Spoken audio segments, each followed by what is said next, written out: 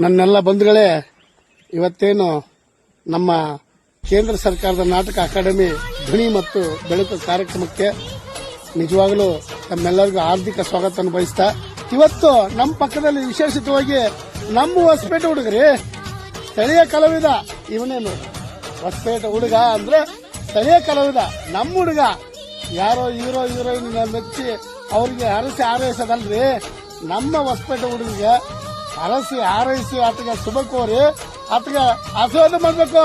ನಮ್ಮ ಹೊಸಪೇಟೆ ಹುಡುಗನ ಬೆಳೆಸ್ತಾ ಇದ್ರೆ ಇನ್ಯಾರು ಬಂದಂತ ಬೆಳೆಸೋ ಬದಲಾಗಿ ಇಂಥ ಹುಡುಗನ ಹರಸಿ ಹಾರೈಸಿ ನಾನು ಮಾತಾಡ್ತಾ ಇದ್ರೆ ಗುಂಡಿ ರಮೇಶ್ ಅಂತೇಳಿ. ಯಾಕಂತಂದ್ರೆ ನಮ್ಮ ಹೊಸಪೇಟೆ ಹುಡುಗ ಬೆಳಿಬೇಕು, ಹೊಸಪೇಟೆ ಹುಡುಗ ಮೇಲೆ ಹೋಗ್ಬೇಕು, ಮುಂದುವರಿಬೇಕು ಅನ್ನೋದ್ರಲ್ಲೇ ನಾವು ನಿಜವಾಗ್ಲೂ ಆತಗೆ ಹರಸಿ ಹಾರೈಸ್ತಾ ಆತಗ ಒಂದು ಶುಭ ಕೋರ್ತಾ ಇದ್ವಿ.